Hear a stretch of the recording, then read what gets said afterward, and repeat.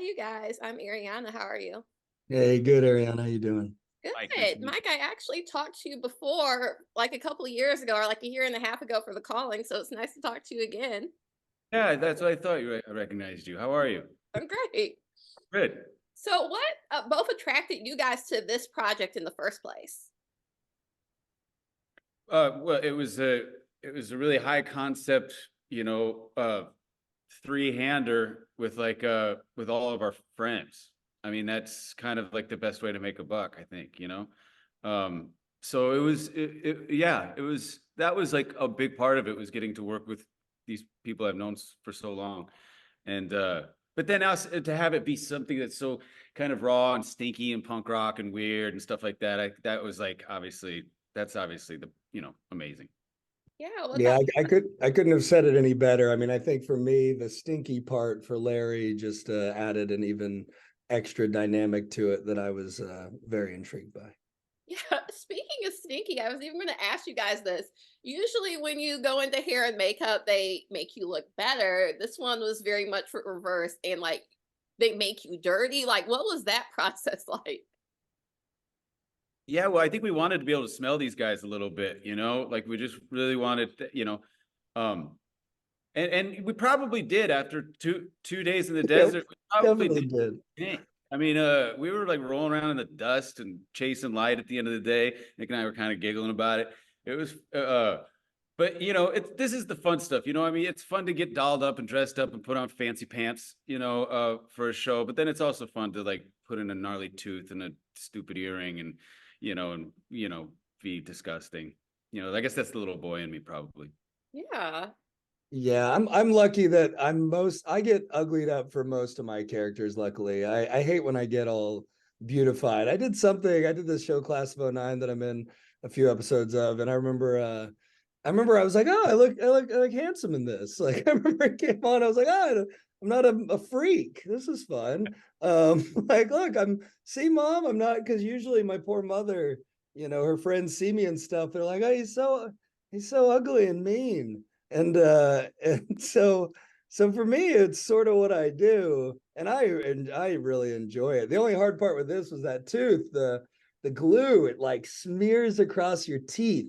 And so to eat is hard, and it's just gross, and it dries out your mouth, but it's great for the work. So Yeah, it's funny. I was reviewing both your IMBDs just to be refreshed on it.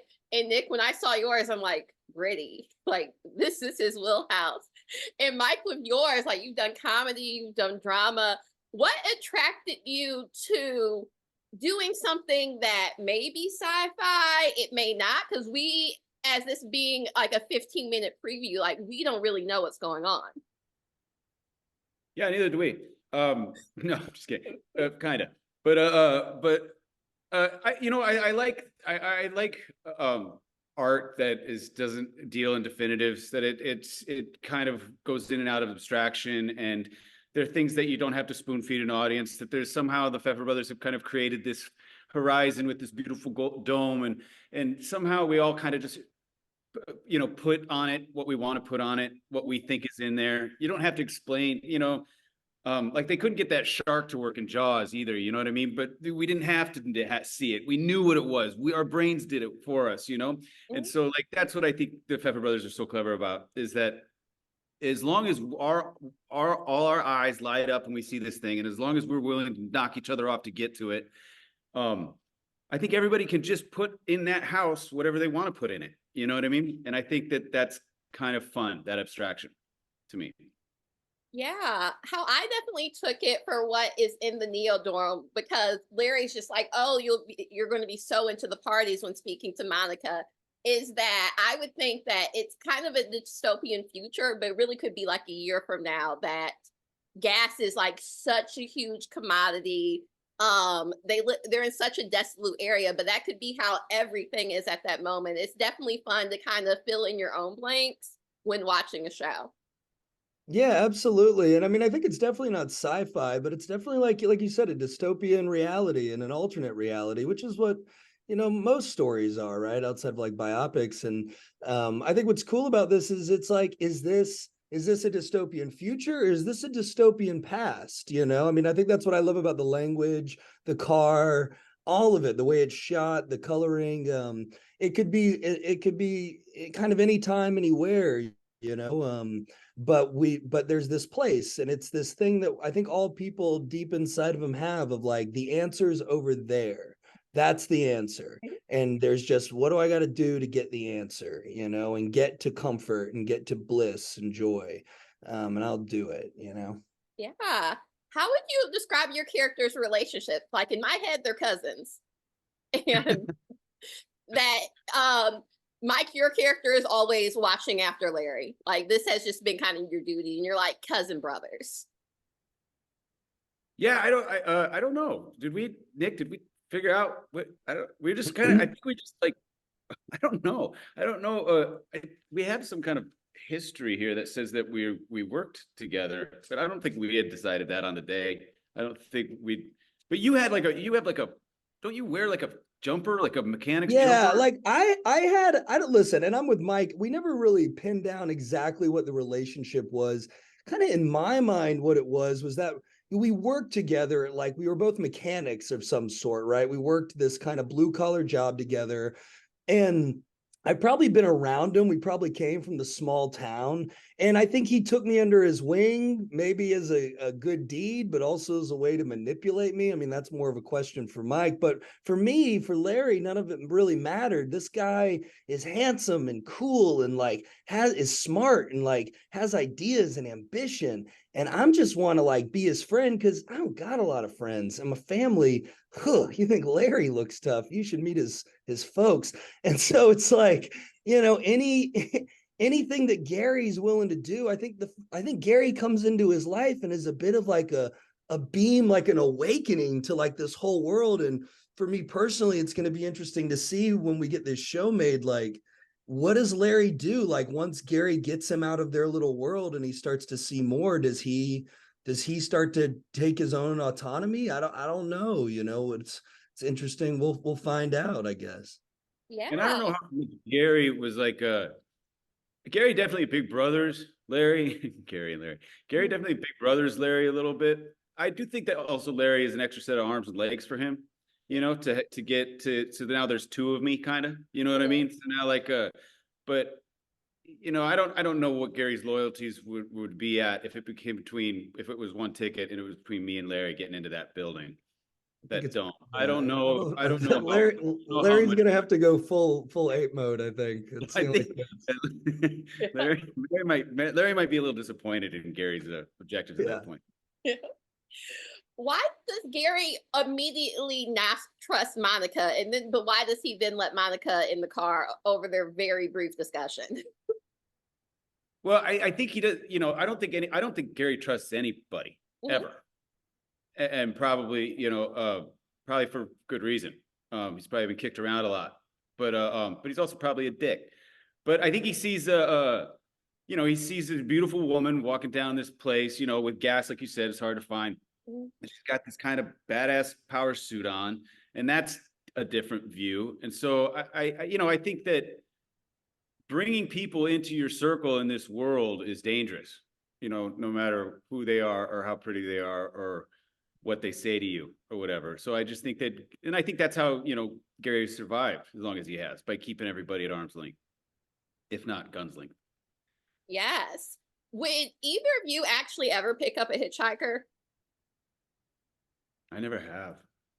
I'm trying to think. I think I did like in my 20s. I'm not doing that anymore, I don't think. I think the days, my dad hitchhiked a lot, like back in the 60s. But you know, that was a different time. I don't kids at home, don't pick up hitchhikers. No. It's dangerous. Don't do it. Yeah, I've never messed with that. Seemed like yesteryear. That was somebody else's life. That was like our folks or something. That's how they, I don't know. We have the phones now and stuff. We can probably. Yeah, it's just like, but why are you hitchhiking? Like, I'll call someone to get you, but the fact that you're hitchhiking is very suspicious for sure. I think it's cool. I think it's what's interesting though about the West and the desert, right? Like that's part of the thing. Like you're lost out there, you might not have cell service. In the West, it's like anything goes in this mystery of it. I think that's kind of how maybe people can come to it. But there's also like a timelessness to the story that the Pfeffer brothers did that like, you know, this could be an alternate reality off of like Reagan era, the 80s, you know, this could be like a Reagan era offshoot where something bad happened then and now we're here. So you know, you don't really know if cell phones exist in this place. You know, that suit very retro that Anna's wearing. You know, yeah, I don't. You know, you don't know what the rules are to this place yet. So I don't know. Maybe that's how people get around hitchhiking. True. Hey, you mentioned this before that you guys are all friends, have known each other for years. What is it like working with people that you've known for so long on a professional and then personal level? Easy. Yeah, go ahead, Nick. Oh, I was just gonna say easy. It was just really easy. I mean, that was the main thing that drew me was, you know, we were friends, and I mean, I used to be Mike's personal trainer, and he kept me alive, like in my early 20s. I mean, this guy was giving me $100 a session, which I absolutely did not deserve, because he had some TV money and I didn't, and he was like a big brother in a way, and it was, you know, it was so just to get to come back and see all these guys and Bonnie and Anna, we were all friends. We used to like hang out and stuff. So it was just great. And everyone, and it made it fun. It made it where we could all play and had this shorthand. And then it was just cool to watch. It was cool to watch Mike up close and personal and watch him do his thing. And he's great. And, you know, Anna obviously is amazing, and to watch her. And it's always fun to get to play with your friends, you know.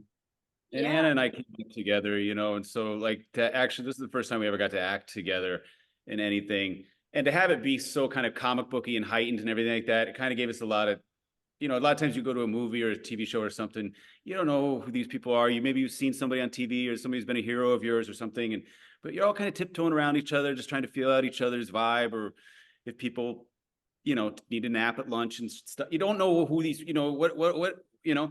But we all kind of knew each other, so call cut and we just start busting each other's balls, and then they call action and we'd have fun and play. And Yeah. it was like you know, it was like being with your family. Yeah, it's funny, Mike. I feel like if you're connected to a person, you're connected to a person forever. Like you used to be married to Anna. He was your personal assistant. It's just like, oh, let's do Personal something trainer. together.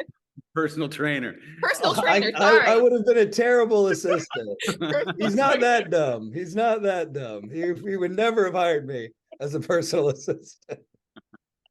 Yeah. Oh, perfect. But thank you so much for taking the time to talk to me about this project. I can't wait till we talk about it when it gets that series order. Thanks, Ariana. Absolutely. Awesome. I'll talk to you guys soon. Bye. Bye.